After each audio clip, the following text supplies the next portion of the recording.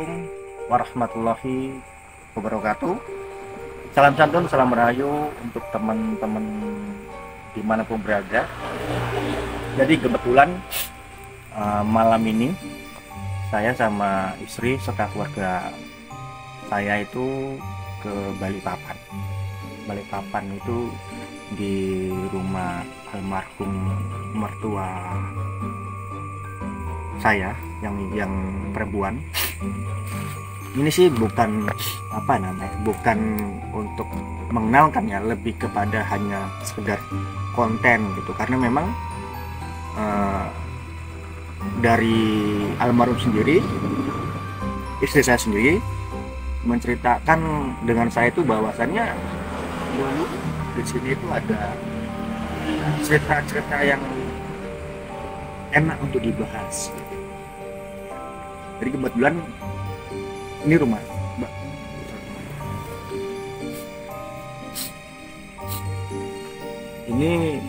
Ini rumah peninggalan almarhum mama mertua saya.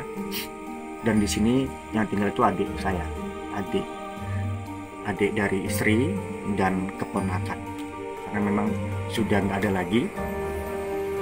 Jadi pada kesempatan kali ini saya tuh ingin mereview, ya hanya untuk sekonten sih. Jadi sini di belakang rumah ini itu ada kuburan anak daripada almarhum mama, yaitu kakak daripada adik. Yang di sini itu kembar, ya kembar. Nah ceritanya itu dulu ini dari mama ya almarhum, bahwasannya dulu di belakang rumah itu orang sering minta nomor togel. Ya Allah wa'alam, betul tidaknya nanti kita tanya langsung kepada narasumbernya, yaitu adik saya yang masih hidup sekarang gitu. Dan dari cerita itu bahwasannya ada yang sempat tembus itu berapa puluh juta begitu. Dan setelah tembus itu orang itu pulang ke Jawa. Kebetulan yang minta nomor itu orang Pulau Jawa begitu. Jadi kita tengok dulu di mana letak kuburannya ya.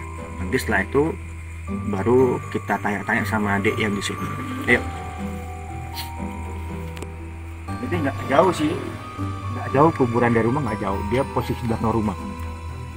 Tapi kurang terawat sih kalau saya bilang.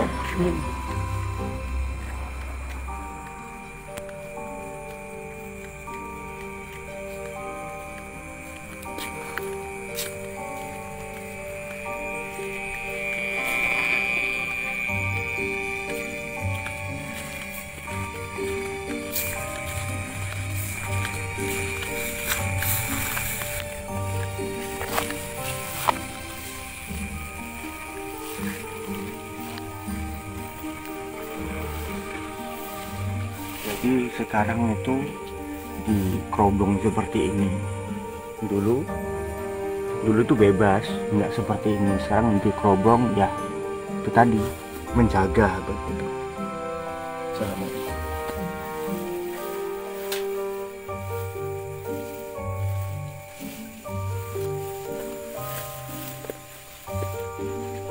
Agak semut gitu.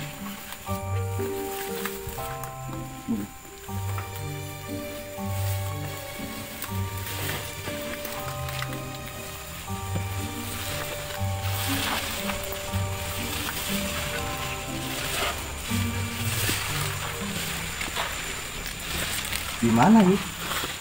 Ini kan Duk? Sini. Ini ya?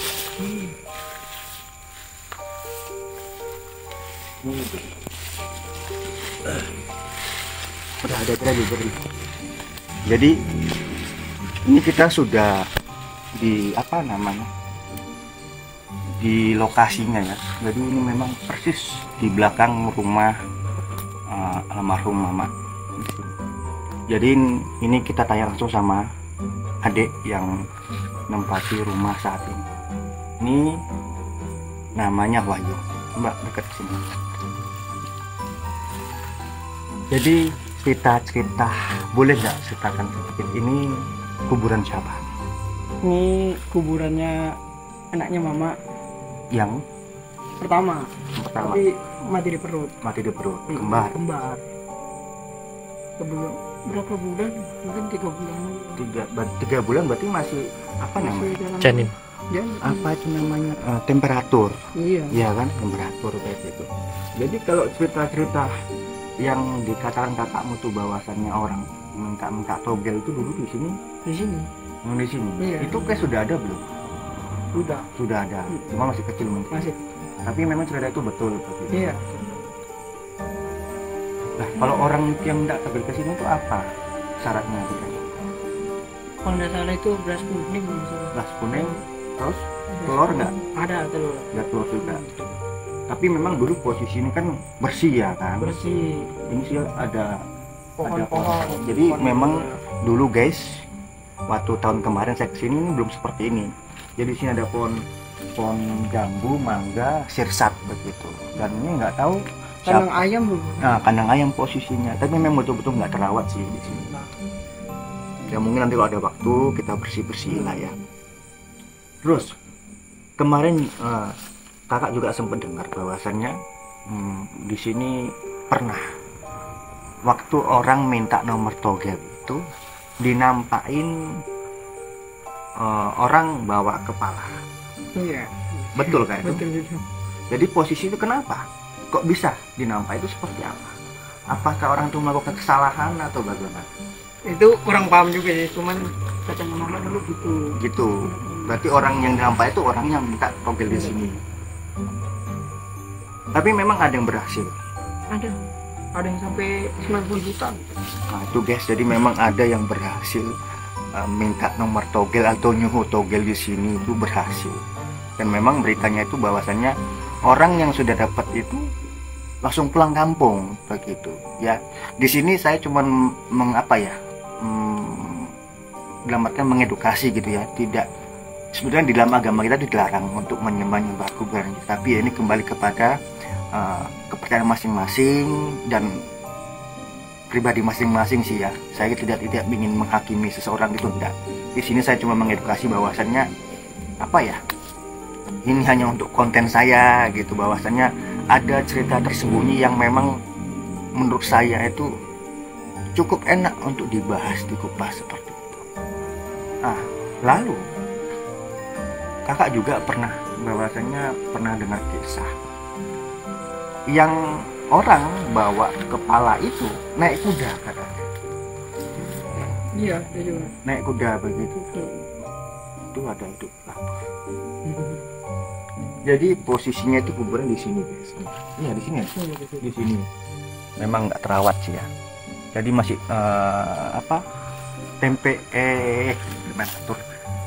prematur karena 3 bulan jatuh tapi kembar posisinya ya. Ya Allahu alam sih ya, ini kan hanya sekedar cerita, soal betul tidaknya ya ini saksinya masih hidup sampai sekarang, adik saya kan begitu. Tapi kalau almarhum sudah nggak ada dan istri juga nggak mau ikut lab, jadi ya kita tanya sama adik yang tinggal di sini. Kalau untuk kakak sudah tidur semua, jadi memang hanya adik yang bisa diwawancarai. Dan juga jadi sekarang itu sudah dibersihin semua guys. Dulu di sini tersimpan piring piring anti racun, masih banyak lah. Tapi setelah almarhum bapak pulang, terus mama juga berpulang, semua sudah dibagi masing-masing. Maksudnya dalam artian disimpan ke anak-anak yang memang ingin merawatnya. Jadi di rumahnya sudah kosong sekarang. Jadi cuman inilah yang dikatakan sisi seremnya begitu ya. Tapi selama ke di sini nggak pernah tadi mimpiin untuk membersihkan itu. Tapi ada namanya. Tidak ada namanya. Tapi memang kembar kan? Kembar. Kan 2 patoknya itu. Memang ini posisinya memang pas di belakang rumah. Ya, iya itu tadi mungkin karena terlalu sibuk tidak sempat untuk membersihkan karena memang semua punya kegiatan masing-masing gitu. Tapi nanti insya Allah kalau ada waktu kita bersihin sama-sama karena ini memang sayang sih gitu. Dan sekarang ini sudah dikurung untuk apa namanya mengantisipasi orang-orang supaya tidak masuk dan minta hal-hal yang dilarang oleh agama Islam, ya. Jadi itu ajalah, ya. Ada nggak cerita-cerita lain selain itu? Nggak ada sih. Nggak ada. Cuman memang yang fenomenal ya, dalam artian yang dulu sempat geger, maksudnya sempat jadi omongan masyarakat itu memang nomor itu ya. Togel itu. Hampir tiap hari orang minta atau bagaimana? Iya, hampir tiap hari, cuman bapak nama terus gitu. Bapak yang nggak ngasih, almarhum bapak yang ngasih ya. Ya kok tiap hari minta ya. Suge wong, aku ya gelem. Ngasihnya berapa angka sih biasanya tuh? 4 angka ngasihnya. 4 angka telah, guys. Tapi itu tadi, cuman dari cerita yang kemarin sempat saya dengar waktu almarhum masih hidup, jadi posisi orang yang minta 4 angka itu ditunggui di sini, nggak bisa ditinggal. Jadi ketika mereka memberikan beras kuning, telur, orang itu wajib namanya bermeditasi atau menunggui. Makanya ada cerita orang yang nampak kepala begitu, karena memang posisi nunggu di sini. Jadi siapa yang kuat mentalnya dan memang siap menghadapi cobaan itu, dikasihlah 4 angka, ya Allahu alam. Cuman cerita yang saya dengar dari istri dan dari almarhum mama masih hidup seperti itu, dan ini juga adik masih di sini, memang seperti itu ceritanya, bahwasannya harus laku ditunggu di sini. Kodaannya tadi itu ketemu sama orang yang bawa kepala naik kuda. Nah, kalau bisa melewati itu ya itu dikasih 4 angka. Biasanya itu dikasihnya ditulis di jadi selain ada beras kuning, telur, memang disediakan kertas begitu di situ. Itu tadi. Jadi inilah cerita yang menurut saya sih enak untuk dikupas. Oke lah, gitu aja guys. Suasana juga sudah mulai karena ini udah jam berapa? Udah jam 1 ya. Gitu aja konten saya kali ini. Jadi yang yang pengen komentar silahkan komentar. Tapi ini lokasi ini daerah Manggar ya, lebih tepat saya nggak bisa bilang, cuman ini daerah Manggar, di belakang posisi rumah almarhum mama saya. Itu aja. Oke, jadi yang senang cerita horornya ya silakan lah komen-komen, share begitu ya. Sampai sini dulu live kali ini, disambung lain kali lagi kalau ada waktu lagi ya. Oke, akhir kata, wassalamualaikum warahmatullahi wabarakatuh. Jadi guys, melanjutkan ceritanya tadi ya. Sebetulnya yang banyak tahu itu istri saya sendiri, karena memang yang membuka pembuatan rumah ini, yang tahu asal usulnya, seluk beluknya, kejadian apapun itu sebetulnya istri saya. Dan kebetulan saya rayu-rayu istri saya juga mau menceritakan, tapi ini hanya cerita loh ya. Kalau kebenarannya ya Allah alam, intinya orangnya masih hidup sampai sekarang begitu. Mau percaya monggo, nggak apa-apa ya. Jadi kita tanya-tanya ke istri saya langsung ya. Istri saya ini adalah anak ya, bukan anak kandung sih, lebih kepada anak bawaan dari almarhum bapak saya begitu ya. Ini kita tanya langsung sama istri saya ya.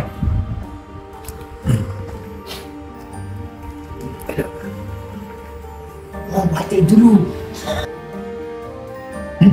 Jadi ini saya bersedia untuk menceritakan lanjutan dari review kuburan di belakang tadi ya.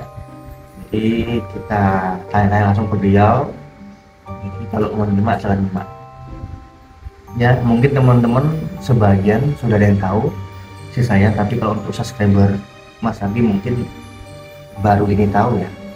Jadi ini istri saya, biasa beliau dipanggil Mbak Putri ataupun Mbak Arah. Nama aslinya itu privasi, panggilannya Mbak Putri atau Mbak Arah, atau biasa dipanggil Bunda. Jadi aku manggilnya sayang aja ya. Jadi boleh nggak saya menceritakan sedikit kisah dari masa lampaunya rumah ini sampai sekarang. tentang hal-hal yang di luar logika yang terjadi di area sekitar ini, terutama untuk kuburan itu. Kuburan itu kan meninggal, posisinya itu meninggal jongkok, jadi kembar. Jadi kembar itu dia laki perempuan. Memang kalau di dalam dunia kan kembar laki perempuan itu kan kembar pengantin namanya, jadi disukai makhluk halus. Jadi penunggu dari kuburan itu dia semacam kayak satria berkuda berjubah tapi nggak ada kepalanya.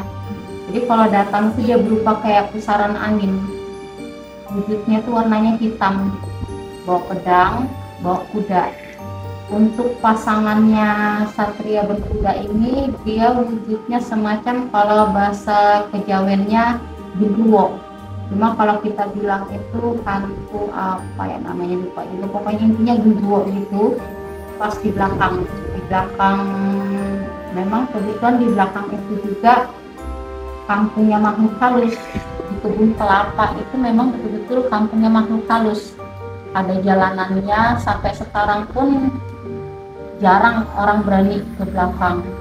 Jadi sejarahnya di bawahnya kebun kelapa itu ada mesin jahit emas peninggalan, kalau tidak salah zaman Nabi Nuh, dan itu di daerah yang ada penunggunya genderuwo itu memang angker.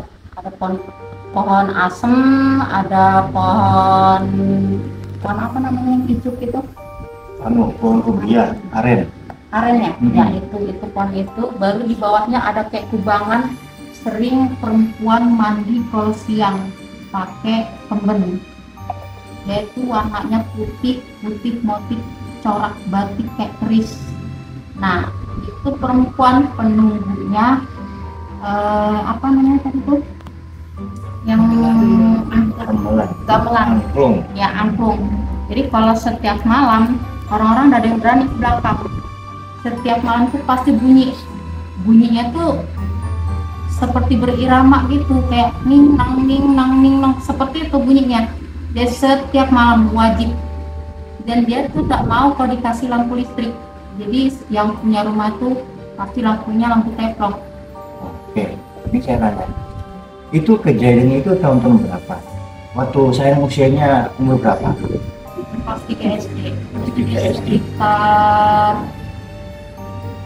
umur aku pas 3 SD itu 7 tahun lah. Aku usia SD pun 4 tahun. Lanjut. Di sini juga bahwasanya di kuburan belakang itu kita juga sudah diceritakan sama adik kita Wahyu, bahwasanya banyak orang minta nomor togel di kuburan yang kembali. Iya benar. Nah, Itu boleh ceritakan sedikit bagaimana ceritanya begitu? Jadi yang berani aja, yang selama bukan cerita ya, ini memang betul-betul kami yang alamin. Jadi anak-anak kami itu memang harus disyaratkan, mama nyuruh siapapun yang berani silakan, tapi syaratnya bawakan di situ tuh susu kental manis. Zaman dulu itu sering orang-orang tuh bawakan yang cap enak sama air yang sudah diseduh susunya. Bunga itu sekitar kondak 5 macam, 3 macam syarat yang dibawa. Terus itu ada telur ayam kampung dan piring putih susu. Wajib meditasi di situ. Cuma kan dulu mama kalau ngomongnya kan bilang bersemedi, pakai tikar yang dari lampin ya. Dari iya. Kalau kita bilang tikar purun, kalau orang Kalimantan bilangnya tikar purun. Nah itu jadi harus wajib di situ meditasinya. Nah kurang-kurang banyak orang minta ke situ pasti lari, karena setiap meditasi penunggunya pasti datang, yang menjaga kuburan itu pasti datang, yang satria tanpa kepala. Yang nggak pakai bata itu. Ya. Lalu dengar juga bahwasanya ada yang berhasil. Ada. Waktu itu yang berhasil itu 3 orang kalau nggak salah, kalau nggak 5 orang. Yang saya paling ingat betul itu yang namanya Mbak Mila. Mbak Mila itu orang Jawa, Jawa Timur. Dia itu di samping waktu itu buka warung makan. Nah, dia ngomong, "Bu, bolehkah saya izin?" Karena saya lihat banyak yang ziarah ke situ. Ziarah ke makam itu pilih antara malam Rabu atau malam Kamis, karena malam Jumat itu pasti keluar nomornya. Nah, jadi dalam 3 malam itu harus di situ. Kalau 1 malam aja gagal juga dikasih, dan nomornya itu tembusnya bukan di apa namanya, diputer-puter langsung. Kalau 4 angka tembus, baru jelas gitu angkanya tinggi telur. Untuk kalau yang ke situ. Jadi yang Mbak Mila itu dapatnya berapa itu waktu itu ya lupa juga, langsung pulang ke Jawa, sampai sekarang tidak ada kabar. Itu yang minta nomor ke situ memang orang-orang awam biasa atau ada juga para pakar-pakar spiritual? Yang banyak sih pakar spiritual, karena kan harus mentalnya kuat. Kecuali orang awam itu memang betul-betul terdesak. Memang kadang yang bikin orang itu nekat itu orang terdesak, yang membutuhkan uang, yang benar-benar membutuhkan uang dalam hal contoh nih, ada hutang atau apa ya seperti itulah. Jadi datang ke situ kayak gitu, spiritual itu pasti kayaknya itu yang berkuda itu datang pasti nantang. Dan banyak gugur, yang paling banyak gugur ya spiritualnya, bukan orang awam yang dapat, itu malah orang awam, bukan spiritual yang dapat. Lalu kejadian aneh apa lagi yang terjadi? Kalau dulu, ini kan ceritanya dulu, sekarang kan sudah rame sih ya. Kalau dulu itu kalau siang mereka tuh sering bergantung di pohon asem. Kalau ada yang lewat, kita lewat seumpamanya ke belakang ngaji atau apapun dilemparin. Nah, itu yang hal anehnya. Terus itu kalau seumpamanya kita sembarangan ketawa atau apa, kalau ditampar nih sama yang kalau yang belanja ke jalan Gendruwo, itu nggak bisa kembali kepalanya.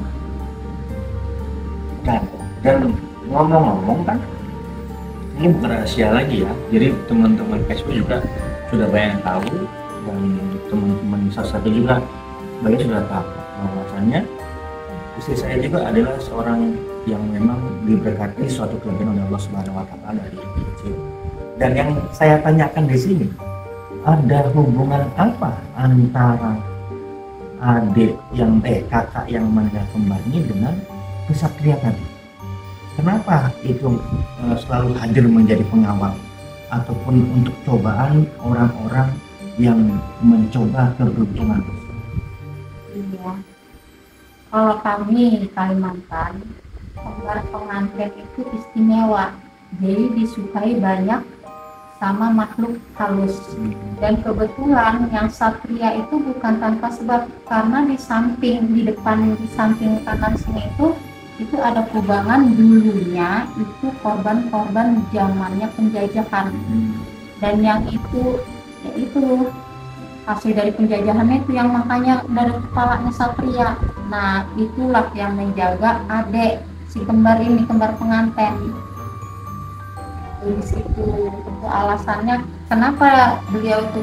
Dan sama yang Gendruwo itu sepasang, Gendruwo sama yang kembar yang berkuda ini itu sepasang. Kalau yang perempuan mandi itu memang dia penunggunya angklung, itu murni angklung. Itu memang benar-benar, entah sampai sekarang kami nggak tahu kemana angklung itu hilangnya.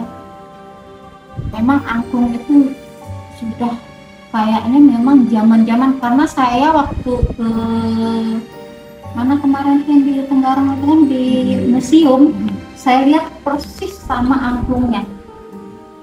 Angklung Kejawen itu tapi bukan angklung Kalimantan. Jadi itulah cerita lengkap ataupun sambungan dari yang saya review tadi di belakang. Saya di sini istri saya melengkapi cerita-cerita yang sekiranya itu membuat kita menambah wawasan atau pengetahuan. Di sini tidak ada maksud untuk mengajak ataupun mengajarkan teman-teman dimanapun berada untuk istilah kakak mengadu nasib dengan cara mencari nomor tonjol, tidak ya. Ini hanya untuk apa namanya? Untuk menambah wawasan, edukasi diri bahwasannya di masyarakat kita ini masih percaya dengan hal-hal yang di luar nalar logika seperti itu. Yang mau percaya atau tidak, semua itu pernah terjadi dan memang sampai sekarang masih dilakukan. Ya. Jadi ini ngomong-ngomong ya, dari tadi itu waktu saya mereview atau bertanya-tanya kepada istri saya itu di jendela itu ada yang nengok. Ya Allah, kamu saya nggak tahu siapa. Cuma di dapur juga ada. Ini posisi ya. Posisi kami ini di rumahnya almarhum mama ya. Di sini ditempatin, ditinggali sama adik kami Wahyu dengan ponakannya di belakang. Jadi memang berdua. Memang kebetulan adik saya ini belum nikah, bukan tidak menikah tapi dibikin jodohnya. Ya, mudah-mudahan depannya itu. Jadi itulah salah satu kisah lanjutan dari belakang tadi. Buat teman-teman yang percaya, monggo tidak pun tidak apa-apa. Ya. Lalu ada nggak orang-orang yang menjadi korban ketika mereka sudah berhasil mendapatkan nomor tadi? Contohnya kesialan begitu. Ada. Jadi ada beberapa orang itu juga. Bila itu setelah mereka mendapatkan nomor atau nomor nggak dapat, tapi mendapatkan musibah. Iya, karena kan gini, di situ kan namanya satu malam kan harus duduk di komunikasi. Tapi kan kadang orang itu ngantuk, tertidur. Nah pas bangun dia lihat itu yang berkuda tadi, langsung kaget lari. Ada yang stroke, ada yang gila. Ada beberapa orang seperti itu. Tapi memang sekarang mereka itu nggak di sini, di kampung. Itu kalau di ukur umur ya, waktu almarhumah mama aja itu kan muda banget.